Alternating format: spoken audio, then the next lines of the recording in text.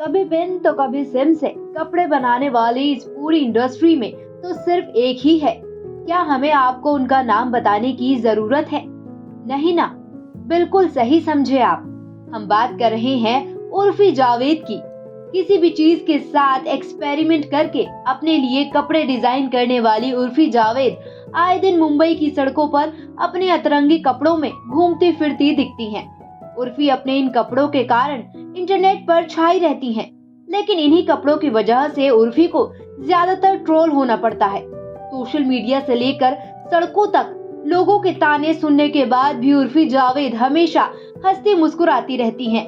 लेकिन क्या आपने कभी सोचा है, इस हंसती मुस्कुराती लड़की की इस मुस्कान के पीछे कोई कहानी या कोई पुराना दर्द छुपा हो सकता है? नहीं सोचा ना। उर्फी जावेद आज चाहे कैमरे के सामने कितनी भी बिंदास रहती हो, पर उनके जीवन में एक समय ऐसा था जिसमें उन्होंने काफी दर्द झेला है। ये हमारा नहीं बल्कि खुद उर्फी जावेद का कहना है।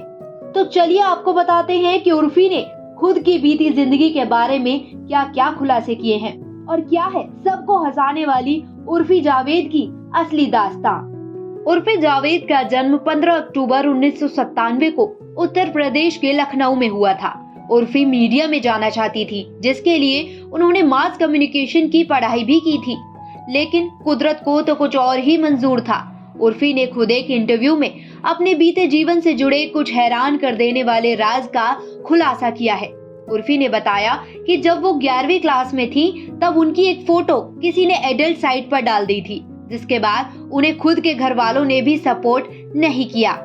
एक पिता और बेटी का रिश्ता जहां इस दुनिया में सबसे अनमोल माना जाता है, वहीं उर्फी ने अपने पिता के ऐसे खौफनाक चेहरे को दिखाया है जिसे सुन आप हैरान रह जाएंगे।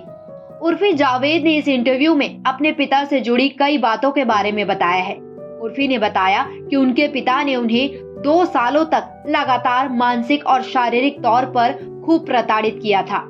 उर्फी जावेद ने अपने पिता के किए गए इस टॉर्चर के दिनों को याद करते हुए कहा कि जब मेरे साथ ये सब हुआ तब मेरे लिए बहुत ही कठिन समय था, क्योंकि मुझे मेरे परिवार का कोई सपोर्ट नहीं था। पूरी दुनिया की तरह ही उन्होंने भी मुझे ही ब्लेम किया था, यहाँ तक कि उन लोगों ने मुझे पॉर्न स्टार तक कह दिया था। मेरे पिता ने मुझे 2 साल तक फिजिकली और मेंटली टॉर्चर किया। मुझे मेरा नाम तक याद नहीं था। लोग मुझे इतनी गंदी गंदी गालियां देकर बुलाते थे कि मैं बता नहीं सकती। मुझे कुछ बोलने की आजादी नहीं थी। मुझे 17 सालों तक यही बताया गया था कि लड़कियां बोल नहीं सकती, जो मर्द कहेगा वही सही है। मुझे नहीं पता था कि मेरी कोई आवाज भी है। उर्फी अपने पिता और परिवार वालों के इस तरह के रवैये से इतनी ज्यादा उब चुकी थी कि आखिर में उन्हें अपना घर छोड़ना ही सही लगा। उर्फी बताती हैं, जब मैंने अपना घर छोड़ा तो मुझे अपनी जिंदगी पटरी पर लाने में काफी समय लगा था, लेकिन अब मेरी पर्सनालिटी सामने आई है और अब मैं रुकने वाली नहीं हूँ। उर्फी एक ऐसी लड़की है जो अपने दिमाग की करती है। मैं जो हूँ मुंह पर हूँ, पीठ पीछे कुछ नहीं बोलती और मुझे इस बात पर गर्व है। हालांकि उर्फी जावेद को एक्टिंग का बहुत शौक था और इसी शौक को पूरा करने के लिए वो मुंबई आ गई।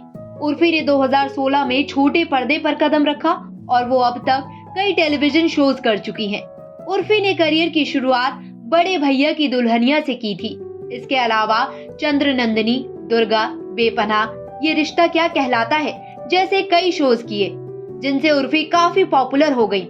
छोटे पर्दे ने उर्फी जावेद को घर घर तक पहचान दिलाई और पॉपुलर भी किया, लेकिन असल पहचान उर्फी को बिग बॉस से मिली। बिग बॉस के माध्यम से वो यूथ के बीच काफी पॉपुलर हो गई।